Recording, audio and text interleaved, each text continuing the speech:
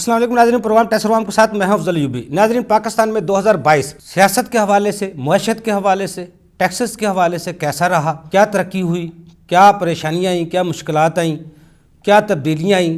2022 में एक फ्लड आया, दूसरा पाकिस्तान मुआशी तौर पर बहुत ही पीछे चला गया। क्या वजूहात थीं, क्या मसाइल थे, वो किस तरह हल हो सकते हैं, किस तरह हम 2023 को बेहतर बना सकते हैं, इस पर आज हम गुफ्तगू करेंगे। और इस पर गुफ्तगू करने के लिए मेरे साथ मौजूद हैं आबद हफीज़ आबद साहब। आप नायब सदर हैं पाकिस्तान टैक्स बार एसोसिएशन के और साबिक सदर हैं गुजरांवाला टैक्स बार एसोसिएशन के। उनके साथ मौजूद हैं ज़फ़र इकबाल मुग़ल साहब, माहिर टैक्स अमूर हैं, सीनियर एडवोकेट हैं और गुजरांवाला टैक्स बार के एग्जीक्यूटिव कमेटी के मेंबर भी हैं। उनके साथ मौजूद हैं नईम अयूब साहब, आप जनरल सेक्रेटरी हैं गुजरांवाला टैक्स बार एसोसिएशन के। नाज़रीन, इससे पहले कि मैं अपनी गुफ्तगू आगाज़ करूं, माहिरीन क्या कहते हैं इस हवाले से, 2022 के हवाले से और 7E के हवाले से, उन्हीं की ज़ुबानी जानते हैं। 7E जो सेक्शन है जो फिनांस एक्ट 2022 में इंसर्ट किया गया, पहली बात तो ये है कि कोई भी जो अमेंडमेंट आती है वो फॉर द कमिंग ईयर के लिए होती है। यानी कि अगर इन्होंने इस बजट में ये 7E सेक्शन इंसर्ट किया है वो फॉर द टैक्स ईयर 2023 के लिए होना चाहिए, उसका रिट्रोस्पेक्टिव इफेक्ट नहीं होना चाहिए। तो डिपार्टमेंट को चाहिए कि अभी स्टिल वेट करें और टैक्स पेयर्स को फैसिलिटेट करें, सहूलियात दें, फ्रेंडली पॉलिसीज़ बनाएं। जो लोग ज़्यादा अर्निंग कर रहे हैं उन पे टैक्सेस जो है लगने चाहिए। इस वक्त हमारी जो मुआशत है वो आइसोलेट में है, वो वेंटिलेटर पे भी है। तो मैं समझता हूँ इस वक्त की ज़रूरत है कि हम अपना जो किरदार अदा कर सकते हैं, अल्लाह ना करे हमारा मुल्क डिफ़ॉल्ट करे, हम उसके लिए जो कोशिश कर सकते हैं हमें कोशिश करनी चाहिए और अपने मुल्क के लिए अपना हक अदा करना चाहिए। लेकिन ऐसी जो लाकानूनीयत जो है उसकी गुंजाइश कहीं पे भी नहीं है। इसके लिए चाहिए कि फौरी एमनेस्टी का अनाउंस किया जाए ताकि लोग ज़्यादा से ज़्यादा टैक्स नेट में आएँ, अपनी ब्लैक मनी को, अपने फॉरेन करेंसी को, अपने गोल्ड को, अपनी ऐसी जो उनके अनडिक्लेयर्ड प्रॉपर्टीज़ हैं उनको टैक्स नेट में लेकर आएँ और गवर्नमेंट ज़्यादा से ज़्यादा रेवेन्यू इस पर जनरेट करें। ये 7E 2023 के बिल में लगा है और ये 2022 में भी एप्लीकेबल है। यानी कि जो पुरानी वेल्थ है, पिछले साल के एसेट्स हैं, उनके ऊपर ये लगेगा। इनकी कलेक्शन पॉइंट ऑफ व्यू से है तो ये रेट्रोस्पेक्टिव इफेक्ट को ज़रा मैं कहता हूँ थोड़ा सा पोस्टपोन कर दिया जाए, इसको अगले सालों में लेके लाया जाए और इस पर बाकायदा तौर पर कमेटी तश्कील दी जाए जिस पे ये कलेक्शन हो सके। बेसिकली हम क्या करते हैं, हम छोटी सी गलती की वजह से केसेस को लिटिगेशन में लेके चलते हैं, कलेक्शन नहीं हो पाती। ऑफिसर्स भी इसमें रिस्पॉन्सिबल है। ऑफिसर्स क्या करते हैं, रूल्स को फॉलो नहीं करते और क्या कहते हैं लॉ को समझते नहीं है, डिमांड जनरेट करते हैं, प्रेशराइज होता है, डिमांड जनरेट करने के बाद आगे निकल जाते हैं और वो केस लिटिगेशन अपील में, ट्रिब्यूनल में, हाई कोर्ट में उड़ के फिर वापस आता है। तो 6 महीने के बाद केस भी वहीं स्टैंड कर रहा होता है, डिमांड भी कलेक्शन नहीं हो रही होती और एक मशीनरी जो बर्डन है वो सारा यूज़ हो चुका होता है। तो ना तो क्या कहते हैं स्टेट को कलेक्शन हुई, स्टेट का ऊपर से एक्सपेंस भी हुआ। ऑफिसर साहब भी 3 महीने 4 महीने की सैलरी 6 महीने की ले चुके हैं। तो उस ऑफिसर को चाहिए कि प्लीज़ जब वो डिमांड बनाए तो वो कम से कम रूल्स को फॉलो करे। और सेम प्रोसेस अडॉप्ट होते हैं हमारे legislation body ministry of law के ऊपर, जब भी फाइनेंस एडवाइजरी के ऊपर जब वो लेजिस्लेशन करें, जब भी वो नया पॉइंट ऐड करें तो कम से कम टेक्नोक्रेट्स को एंगेज करें, डिफरेंट बिजनेस बॉडीज़ को एंगेज करें और उनसे ये एडवाइस लें और उनको फिर उसके एडवाइस के साथ लॉजिकल रीजंस भी लें। मेरा ख्याल है कि 2022 के तहत देखा जाए तो ये बहुत उनके साथ एक तरह से ज़्यादती हुई है। तो इस तरह से मेरा ख्याल है 2023 के अंदर हम लोगों को ये चीज़ सोचनी चाहिए कि जो 2022 में इस सब सिचुएशन की वजह से जो गलतियां हुई हैं वो 2023 के अंदर इसको हम ठीक करने की कोशिश करेंगे और हमारा लोगों को अवेयरनेस पहुंचानी चाहिए कि वो टैक्स जमा करवाएं। और ये हुकूमत का भी एक बनता है कि वो इस टैक्स को कम करें ताकि हर बंदा क्योंकि जब तक टैक्स जमा नहीं होगा तब तक मुल्क की माशियत नहीं बेहतर हो सकती। तो टैक्स अगर हमारा उसकी परसेंटेज कम होगी तो हर बंदा उसको फोकस कर पाएगा। वो इसमें अब लोग इसको जब सियासत का रिजीम चेंज ऑपरेशन हुआ, एक सिस्टम चलते के अंदर उन्होंने जब एक चीज़ नई की एंट्रेंस होगी वो सिस्टम ना डिस्टर्ब हो गया। उस दिन से आज तक लोग कहते हैं जी मुल्क दिवालिया होने वाला है, लेकिन मैं समझता हूँ गरीब का दिवालिया हो चुका है। सर, आपके डॉलर से महंगा आपका प्याज का रेट है। ठीक है, आपकी इतनी को महंगाई है, आपकी एक चीज़, आप जिस चीज़ आज जो खरीद रहे हैं ना, वो 2-3 दिन बाद उसका रेट ही और होता है, मतलब कोई चीज़ स्टेबल नहीं है। दूसरा, हमारे सिस्टम में सर माफिया सिस्टम है। जैसे ही हमारे सिस्टम की चीज़ों का रेट लोगों को पता चलता है बढ़ने लगा है, ज़ख़ीरा अंदोज़ी करते हैं, मतलब हम एज ए कौम सोचते ही नहीं है। दूसरा, अब टैक्स ही एक ऐसा सोर्स है जिस पे गवर्नमेंट आपकी चलती है। हमारा मुल्क वैसे ही हम डिपेंडेंट हैं फ़ॉरेन पे, ठीक है, हम ले के अपना सिस्टम चलाते हैं। जो पाकिस्तान से इनको रिकवरी होनी चाहिए, उसमें इतनी को खौफो हरास है कि लोग पहले, मतलब लॉयर से यही क्वेश्चन पूछते हैं, हमें फाइलर होने से कोई नुकसान तो नहीं होगा। लोगों के जहन में इतना को खौफ है टैक्स का, भी टैक्स नेटवर्क में आना ही एक रिस्पॉन्सिबल सिटीज़न की ये निशानी है, ठीक है।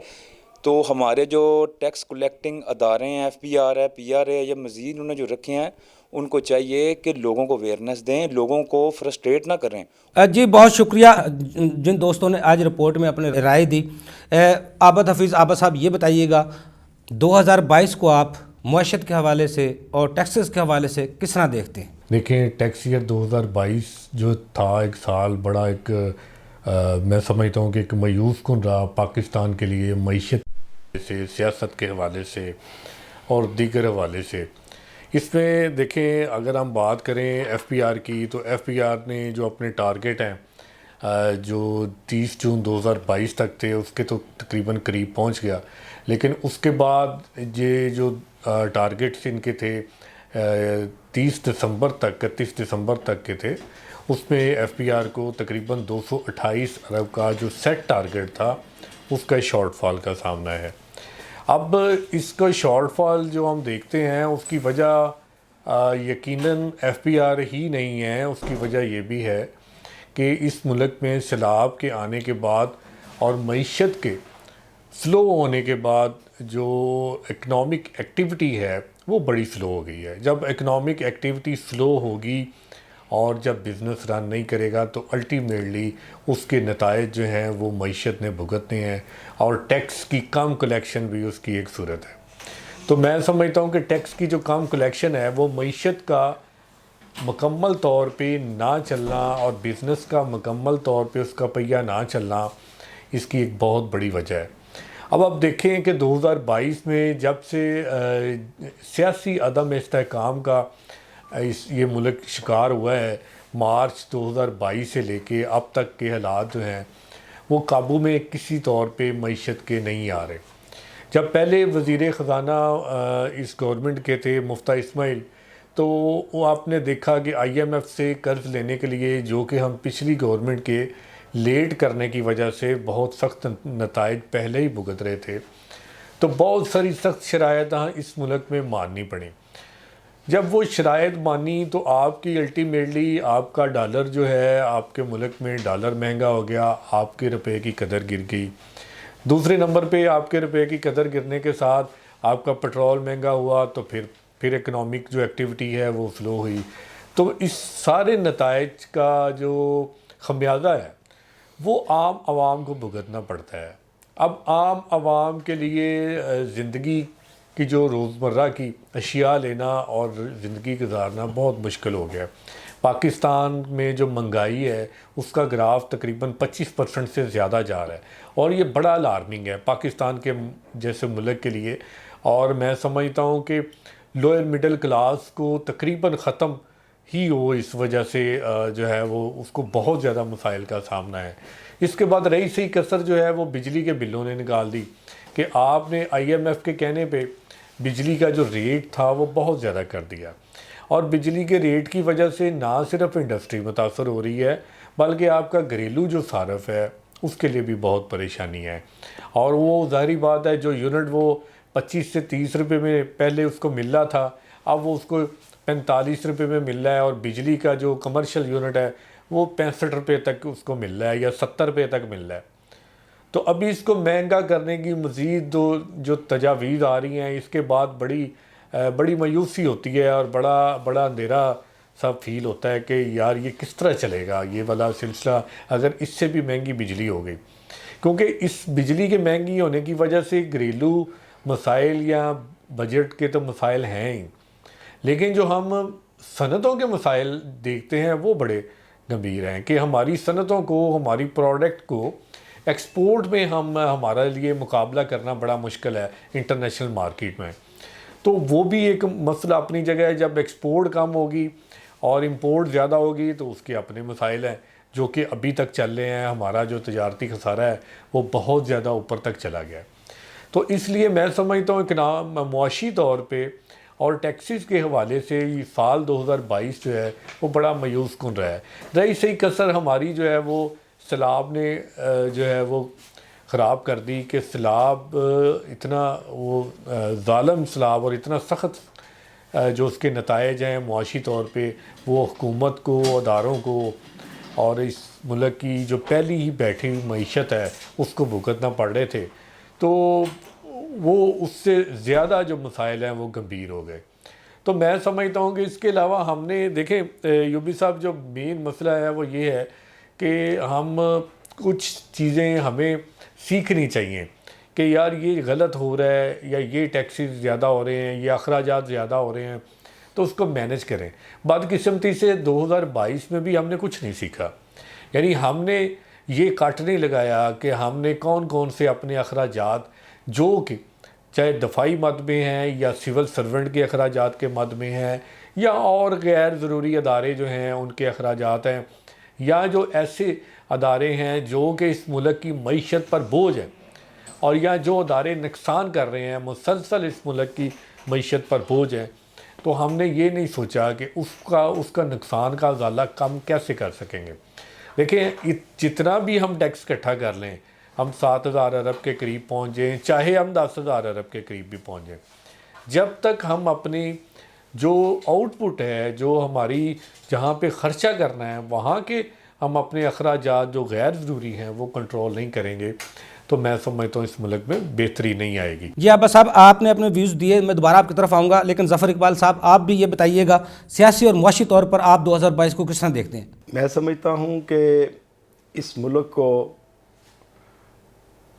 चलाने के लिए जो हमें चीज़ें दरकार थीं उसके हमारे पास वसाइल बहुत ज़्यादा थे उस वक़्त जब ये हमने रजीम चेंज की है। रजीम चेंज का जो नुकसान है वो पाकिस्तानी मईशत को तबाह करके रह गया।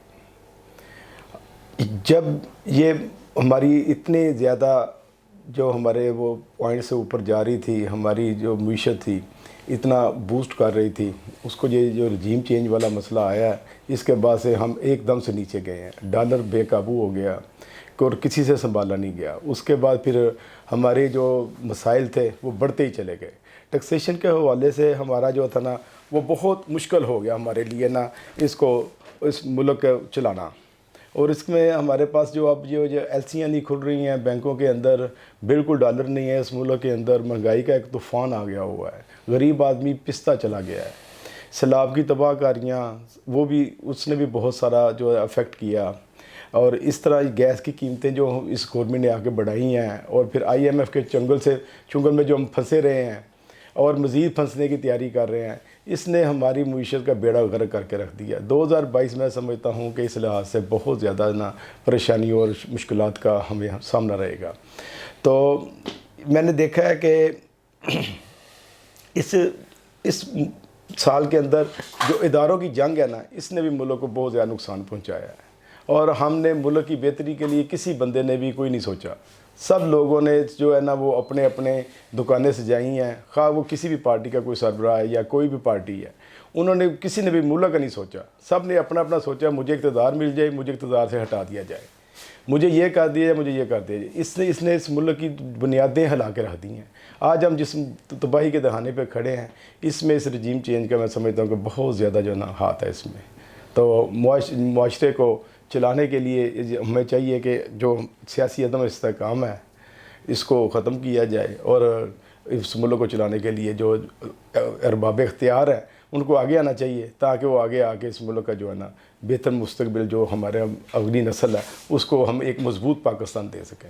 ज़फ़र इकबाल साहब आपका बहुत शुक्रिया, आपने अपने व्यूज़ दिए। नईम अय्यूब साहब आप ये बताइएगा 2022 के जो बजट है आप उसको किस तरह देखते हैं और 2022 को आप किस तरह देखते हैं? 2022 का जो टारगेट था वफाकी बजट का 6 ट्रिलियन प्लस था जो कि इन्होंने अपने सेट टारगेट से ज़्यादा अचीव किया और इसी तनाज़ुर में FBR ने 7000 प्लस का जो नेक्स्ट टारगेट है वो सेट किया और उसको पूरा करने के लिए इन्होंने 2-3 नए तजर्बात किए, जिसमें 7E 4C और CVT वगैरह के जो नई थी इन्फोर्स किए गए। उसके जो है अभी तक कोई हौसला अफजा नताइज तो नहीं अखज़ हो सके, क्योंकि 7E में मेरा ख्याल है अभी तक ₹1 की भी रिकवरी नहीं आ सकी। हाँ, आल्दो के वो सिंध हाई कोर्ट ने जो है वो FBR की फेवर में जो है कर दिया फ़ैसला, लेकिन Lahore high court due to political pressure या किसी भी वजह से वो अभी तक फ़ैसला करने से आ रहा है, और जिसकी वजह से जो 2-3-4 दफ़ा रिटर्न की एक्सटेंशन भी की गई ताकि इसको जो है अचीव किया जा सके, कोई टैक्स कलेक्शन हो सके जो टारगेट हासिल करने में मावन साबित हो। लेकिन वो किसी फ़ैसला ना होने की वजह से अभी तक उसमें कोई हौसला अफजा जो है रिज़ल्ट नहीं आ सके। इसलिए 2023 का इनका जो बजट है वो अभी तक मैं तो समझता हूँ तजर्बात की नज़र हो गया और ख़तर का इजाफा होने के बजाय डेफिसिट में जाना शुरू हो गया। जी नईम अय्यूब साहब, मुझे ब्रेक का कहा जा रहा है, ब्रेक से बाद दोबारा आएंगे और फिर गुफ्तगू अपनी यहीं से जारी रखेंगे। नाज़रीन, छोटा सा कमर्शियल ब्रेक, हमारे साथ रहिएगा।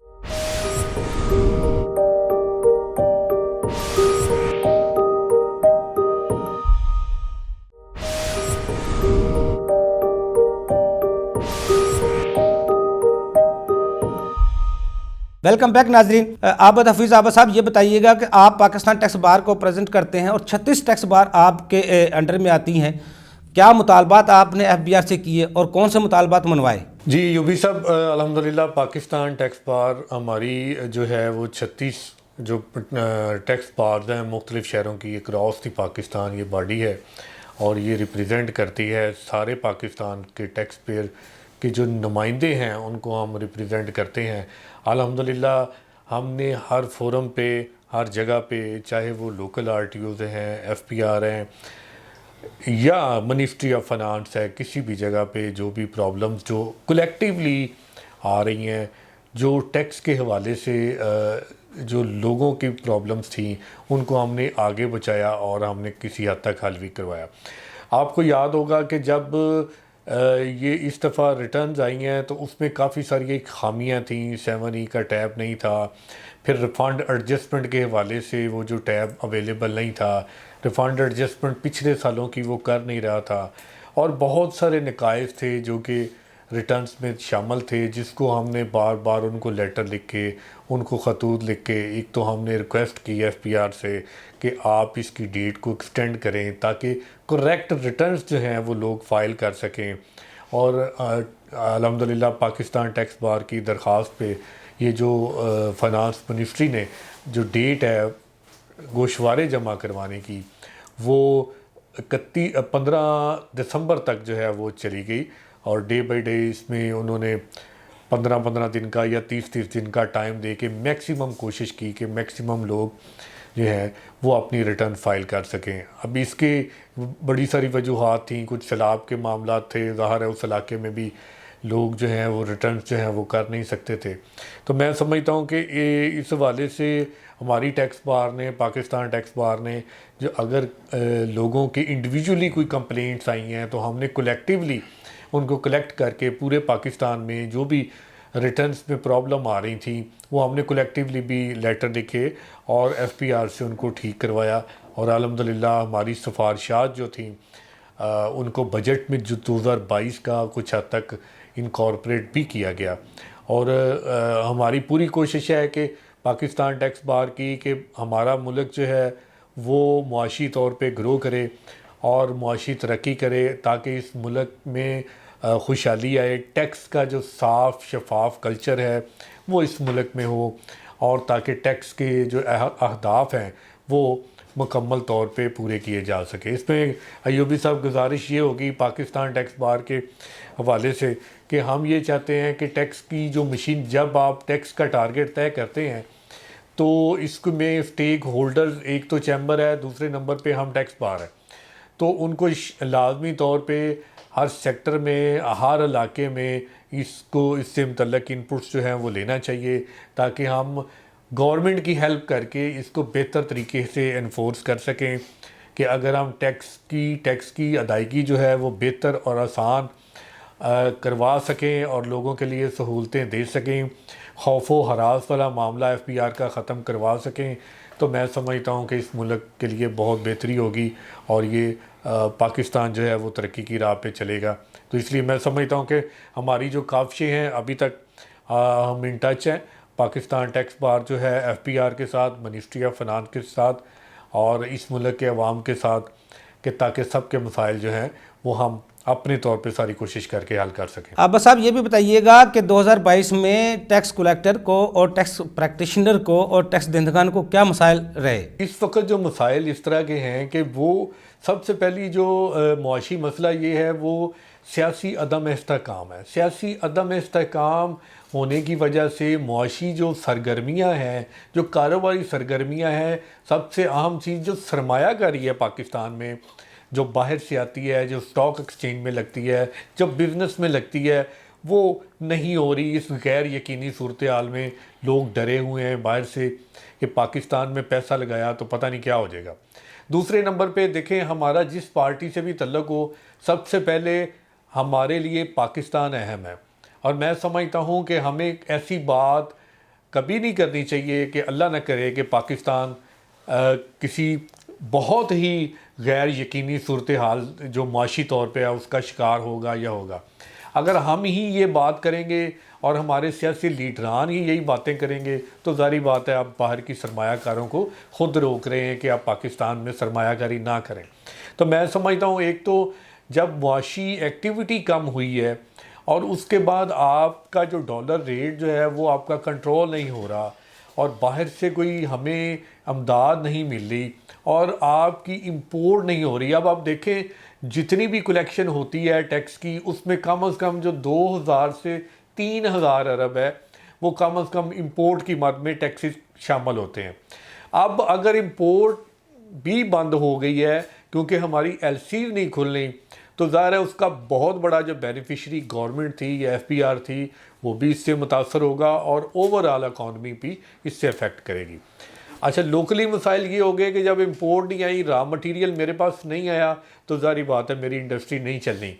जब नहीं चलेगी मेरी इंडस्ट्री तो ज़ाहिर बात है हम देख रहे हैं कि बहुत सारे यूनिट जो हैं वो वक्ती तौर पे अपनी प्रोडक्शन को बंद कर रहे हैं। देखें ये मसले का हल नहीं है, प्रोडक्शन को आप प्लीज़ जारी रखें और उसको इंपोर्ट जो लाजमी इंपोर्ट है रॉ मटेरियल की हद तक वो इस मुल्क में ज़रूर होने दें। आप पुरतइश चीज़ों को, लग्जरी चीज़ों को आपने बैन करना है, ज़रूर करें, लेकिन आप जो रॉ मटेरियल है वो खुदा के लिए गवर्नमेंट से गुजारिश है कि वो इंपोर्ट करने दें। वो इंपोर्ट करेंगे फिर वो उस पर इकनॉमिक एक्टिविटी चलेगी, फिर टैक्स की कलेक्शन होगी। अब 228 अरब का शॉर्टफॉल जो कि 31 दिसंबर तक आया है सेट टारगेट में से, वो इसी वजह से है कि वो इकनॉमिक एक्टिविटी जो है वो नहीं हो रही। तो मैं समझता हूँ कि ये जो मसाइल हैं ये सब के लिए हैं और इन मसाइल की वजह से FPR के जो ऑफिसर हैं वो भी अपनी जगह पे पूरी कोशिश कर रहे हैं कि टारगेट कलेक्ट किया जाए, लेकिन मसला आगे जो है जहाँ से आपने टारगेट कलेक्ट करना है जब तक आप उनके लिए आसानी पैदा नहीं करेंगे, उनको सहूलतें नहीं देंगे तो मैं समझता हूँ ये मसाइल जो हैं वैसे रहें। जी आबा साहब, मैं दोबारा आपकी तरफ आऊँगा। ज़फ़र इकबाल मुगल साहब, ये बताइएगा कि बिजली और गैस का बहरान 2022 में रहा, बिज़नेस एक्टिविटी कैसी रही? मुल्क जो सियासी अदम इस्तेहकाम का शिकार है और एक चीज़ जो हमें पिंच कर रही है वो ज़्यादा से ये है कि मुल्क हर बंदा ये कह रहा है मुल्क डिफ़ॉल्ट कर रहा है, मुल्क डिफ़ॉल्ट कर रहा है। ये ऐसी जो ह्यूमर्स हैं ये भी मुआशी एक्टिविटीज़ के लिए बहुत नुकसानदेह होती हैं। तो आपका सवाल बहुत अहम है, इसमें मैं थोड़ी सी ये बताना चाहूँगा कि जो हमारा मुआशी इस वक्त जो बिज़नेसमैन है ना इस वक्त जो बिज़नेसमैन है ना वो बेइंतहा परेशानियों का शिकार है। गैस का बहरान, गैस की कीमतों में इजाफ़ा, बिजली का बिल इतना बढ़ा देना और इसके साथ साथ ये जो हमारे इंडस्ट्रियलिस्ट हैं इनको इंपोर्ट के साथ एक्सपोर्ट की शर्त लगाना, ये बहुत जुल्म है। और मुख्तलिफ RTOs में रिकवरी के बेइंतहा जो है वो मसाइल दरपेश हैं। और इसके साथ साथ मैं समझता हूँ कि हमारा बिजनेसमैन जो है ना थोड़ी सी ये इंडस्ट्रियलिस्ट को अपने बच्चे इस वक्त जो है ना हम आगे लेके आएँ और इनको तालीम दिलवाएं, क्योंकि हमारा जितना बड़ा बिज़नेस का तबका है ना ये थोड़ा इनका लिटरेसी रेट जो है ना वो कम है, जिसकी वजह से ना चैम्बर्स और जो टैक्स बार्स है ना इनका आपस में जो कोऑर्डिनेशन है वो बहुत कम होता है। इनके मसाइल जो होते हैं वो अपने मसाइल गैर ज़रूरी तरीक़ों से हल करना चाहते हैं, जबकि इनको चाहिए कि ये हम इन फोरम पर आएँ। पाकिस्तान टैक्स बार एक बहुत बड़ा फोरम है हमारा, जिसके हमारे आबद हफीज़ आबद साहब ने जैसे बताया कि पाकिस्तान टैक्स बार इनके लिए क्या क्या कर रहे हैं। तो ये जो हमारा जो आपस में कोऑर्डिनेशन है ना, ये कम होने की वजह से ना, तो ये जो प्रॉब्लम्स आ रही हैं हमारे पास, मुआशी प्रॉब्लम आ रही हैं। इसके साथ साथ ये देखें, अभी ये हम कह रहे थे कि मुल्क को जो 8:30 बजे बिज़नेस एक्टिविटी जो है ना बंद कर दी जाए, इससे मुल्क का नुकसान होगा, कोई फ़ायदा नहीं होगा। मकसूद चपरासी के अकाउंट में से जितने पैसे निकलते हैं उतने हम सिर्फ इस मुआशी जो है ना एक्टिविटी, इसको रोक के हम वो उतने पैसे बचाने की कोशिश कर रहे हैं। और ये जो हमारे साथ जुल्म हुआ है ना, इस जुल्म का जो शिकार ये मुल्क है, मेरा नहीं ख्याल कि इनसे हम किसी तरीके से उस वक्त तक बाहर नहीं निकल सकते जब तो ये हमारा मुआशी इस्तेहकाम नहीं होगा। जफर साहब, मैं दोबारा आपकी तरफ आऊँगा। नहीं, मयूर साहब ये बताइएगा कि 2022 में FBI के अफसरान का रवैया और पंजाब रेवेन्यू अथॉरिटी के अफसरान का रवैया कैसा रहा? क्या लाहौर की तरह गुजरांवाले में भी मार धाड़ होती रही? पूरी कोशिश की गई है कि being a secretary Gujranwala tax bar और बेंच का तल्लक आइडियल रहे, उसी को चलाते हुए आई थिंक सो कि गुजरांवाला में बार और बेंच का कोई मसला नहीं है और अच्छे तरीके से मिलजुल कर काम कर रहे हैं। उसकी एग्जांपल ये है कि 3 दफ़ा जो एक्सटेंशन दी गई वो पाकिस्तान में सबसे पहले गुजरांवाला RTO से ही ग्रांट हुई, उसके बाद दूसरे RTOs में वो दी और इस चीज़ को अप्रिशिएट किया गया। तो मैं ये समझता हूँ हमारा बार और बेंच का तल्लक जो है उसका जो है वो आइडियल चल रहा है और कोई मसाइल जो आते भी हैं तो वो उनको हल करने की कोशिश की जाती है। और इसके साथ साथ अगर बिज़नेस कम्युनिटी के साथ मिलकर भी एडवाइजरी कमेटी की चाहे वो शक्ल में मीटिंग हो, वो पूरे पाकिस्तान में कांटेक्ट की गई, उसमें भी पाकिस्तान में गुजरांवाला का जो जो तावन या जो करतार था उसको सराहा गया बोर्ड लेवल पे भी। तो मैं ये समझता हूँ कि गुजरांवाला में बार और बेंच का ताल्लुक जो है वो आइडियल चल रहा है और कोशिश कर रहे हैं कि इसको फर्दर बेहतर से बेहतर किया जा सके। नईम साहब, मुझे ब्रेक का कहा जा रहा है, ब्रेक से बाद दोबारा आएंगे, फिर अपनी गुफ्तगू को यहीं से जारी रखेंगे। 2022 को हम किस तरह बेहतर कर सकते हैं टैक्सेस के हवाले से और मुआशरत के हवाले से। नाज़रीन, छोटा सा कमर्शियल ब्रेक, हमारे साथ रहिएगा।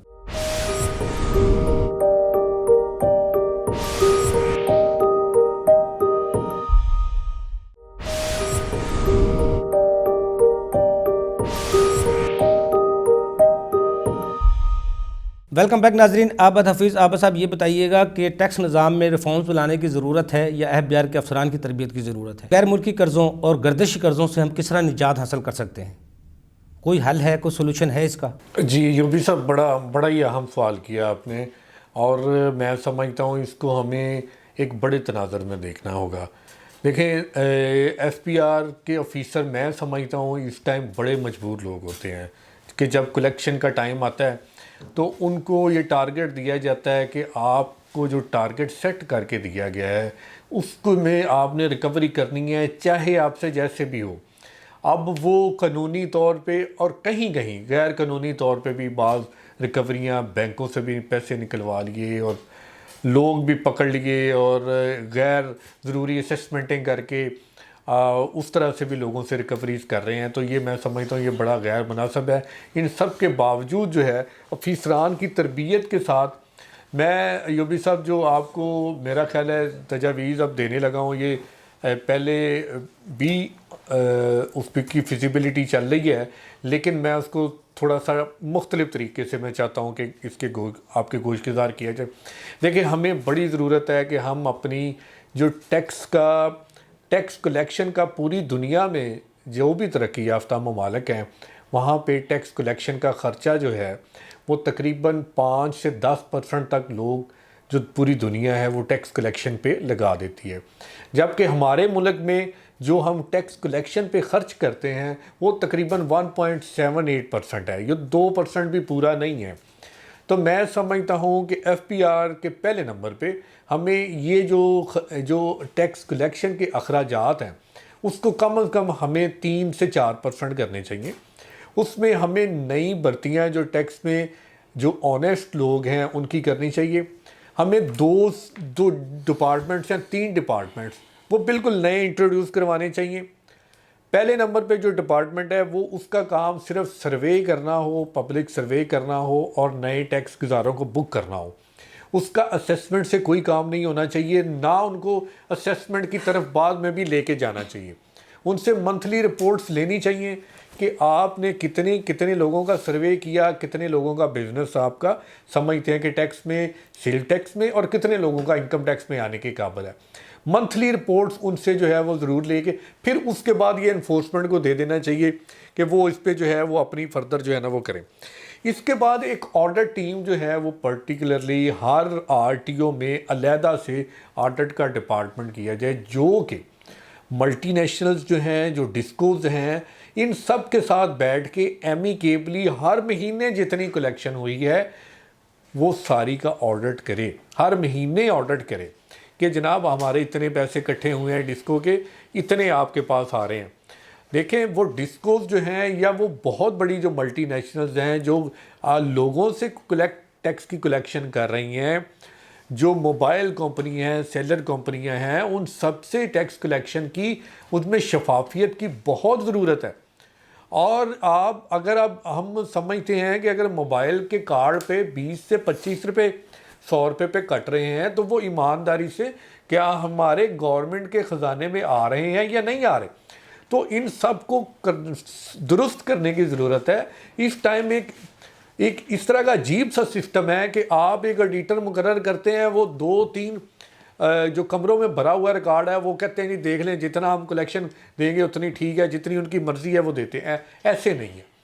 उसके लिए एक पूरा इन्फोर्समेंट टीम बनाएं जो सिर्फ इनके लिए मखसूस हो, और जो ऑडिट करके हर महीने की सेटलमेंट करके वो विदिन 2 या 3 डेज इन पे बैठ के वो उसको जो है वो मुकर्रर करे और उसकी टैक्स की कलेक्शन जो है वो प्रॉपर की जाए। तो मैं समझता हूँ उसके बाद जो टैक्स के लॉज हैं वो काफ़ी हद तक हमारे जो हो गए हैं। बाज़ चीज़ें जो हैं वो हम समझते हैं कि वो कानून नहीं है, वो एक जुल्म है इस मुल्क पे। मतलब आप जब 100% पेनल्टी लगाते हैं, जब आप 100% एडिशन करते हैं, जब आप फर्जी असेसमेंट्स करते हैं, जब आप कानून की गलत तशरीह करके अरबों की डिमांड्स निकाल के आप समझते हैं कि आपने बहुत बड़ा तीर मारा है, तो मैं समझता हूँ कि टैक्स के ऑफिसरान को भी रियलिस्टिक होना पड़ेगा और होना चाहिए, और उनको बताना चाहिए कि सर हमारे आरटीओ में इतना पोटेंशियल है, सर्वे की बुनियाद पे इतना हम इकट्ठा कर सकते हैं, ताकि गवर्नमेंट आगे सहूलतें दे। और उनको ये भी बताना चाहिए कि किस किस एरियाज़ में प्रॉब्लम्स आ रहे हैं, टैक्स पेयर कौन कौन से आपके प्रॉब्लम फेस कर रहा है, ताकि वो इनपुट दें। और उस पर इंडस्ट्री जो डिपार्टमेंट है उसका कोऑर्डिनेशन होना चाहिए एफपीआर और फाइनेंस मिनिस्ट्री के साथ, ताकि वो मिल के काम कर सकें, ताकि इकनॉमिक एक्टिविटी भी हो और टैक्स की कलेक्शन भी बेहतर हो। जी आबा साहब आपको बहुत शुक्रिया। ज़फ़र इकबाल मुगल साहब आप भी बताइएगा कि सियासी और मुआशी तौर पर हम 2023 को किस तरह बेहतर बना सकते हैं। मेरे ख्याल में जब तक इस मुल्क में सियासी इस्तेहकाम नहीं आएगा, मुआशी इस्तेहकाम नामुमकिन है। हमारा मुल्क जो है वो बैरूनी इमदाद पर ज़्यादा इन्हिसार करता है, और ज़्यादातर हमारी जो है टैक्स कलेक्शन जो है वो एक मखसूस तबके से हम ले रहे हैं। जब तक ये टैक्स का कल्चर जो इसको हम फ़रोग नहीं देंगे, जब तक हम आम जनरल पब्लिक में ये उसको इतना एम्पावर नहीं करेंगे कि वो ये सोचे कि हमको इस मुल्क में क्या मिलना है, हमने क्या देना है, जब तक हमारे आम आदमी को इतनी सोच नहीं आएगी कि यार ये मेरा जो पैसा है टैक्स कलेक्शन की जो मेरी रकम है वो मेरे जायज़ कामों में लग रही है, हमारे जो पैसे हैं वो बैरूनी दौरों में नहीं जा रहे, वो हुक्मरान याशियाँ उन पैसों से नहीं कर रहे। जब तक ये सारी चीज़ें नहीं होंगी और टैक्स कल्चर को फ़रोग नहीं मिलेगा तो ये मेरा नहीं ख्याल कि हम इस तरफ जा सकेंगे।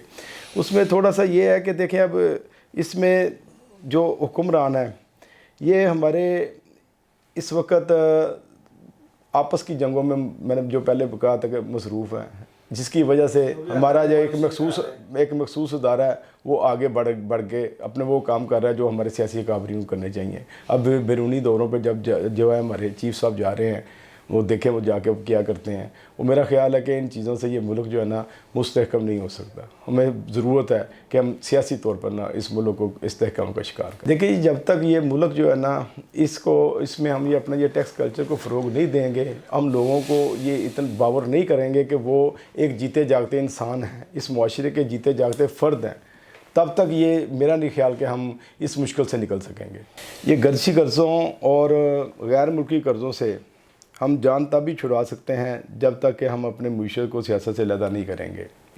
और इसमें यह है कि जो मिसाक मुईशत है इसको हमें इस्तेहकाम देना पड़ेगा। लॉन्ग टर्म और शॉर्ट टर्म जो पॉलिसियाँ हैं इनको इस्तेहकाम देना पड़ेगा, और किसी को ये ना हो कि नई जो गवर्नमेंट आएगी वो अपनी को नई पॉलिसी दे देगी ताकि वो आके जो पिछली पॉलिसी है उसको वो बाईपास कर दे। इससे इस मुल्क को बहुत ज़्यादा नुकसान हो रहा है।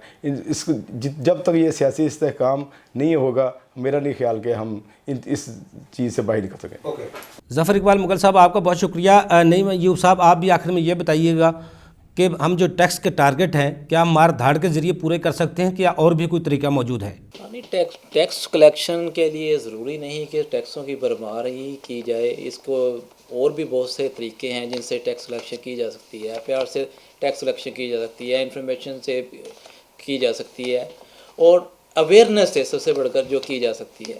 बाकी जो रिसेंट मैंने ये देखा है कि इस साल टैक्स रेवेन्यू जो अचीव करने के लिए हार्श के वो की स्टेप लिए जा रहे हैं, बैंकों से पैसे निकाले जा रहे हैं, जो कि मैं समझता हूँ आवाम के साथ, टैक्स पेयर के साथ बहुत ज़्यादती है, और इससे इज्तनाब करना चाहिए। एटलीस्ट टैक्स पेयर को चलाने के लिए उसे को मौका देना चाहिए ताकि वो अपने मामला को सीधा कर सके। दूसरी तरफ देखें, कोविड डेज़ में जिस तरह PRA ने 25 सेक्टर पे टैक्स रिड्यूस किया 16% to 5%, उसका रिज़ल्ट देखें कि वो अपने टारगेट से कई गुना उसने ज़्यादा अचीव किया। तो मैं ये समझता हूँ कि इस सिलसिले में जो है आवाम के साथ, बिजनेसमैन के साथ स्पेशली अच्छे तरीके से इन्हें टैक्स कलेक्शन करनी चाहिए, ना कि हार्श जो कलेक्शन है उसे किया जाए। आप रेवेन्यू तो ले लेंगे लेकिन वो आगे चलने के पोजीशन में नहीं रहेगा, तो क्या फ़ायदा वो एक टैक्स लेने से। दूसरी मेरी नज़र में ये भी बात है कि बल्कि आपके प्रोग्राम के तौर से मैं ये FBR को भी मैसेज देना चाहूँगा कि जो इनका वो जो चल रही है draw policy, lucky draw policy जो ये POS सिस्टम पे दे रहे हैं, तो मेरी रिक्वेस्ट होगी FBR से कि वो बहुत सारे पाकिस्तान के शहरों में हो गई है, नेक्स्ट उसका जो लकी ड्रा है वो गुजरात में भी कंडक्ट किया जाए ताकि उससे भी अवाम में अवेयरनेस आए और टैक्स कलेक्शन ऑटोमेटिकली इंक्रीज़ होगी। टैक्सों के रेट भी जो है वो जो है कम करके टैक्स कलेक्शन बढ़ाई जा सकती है, क्योंकि वो बोर्ड पॉलिसी है।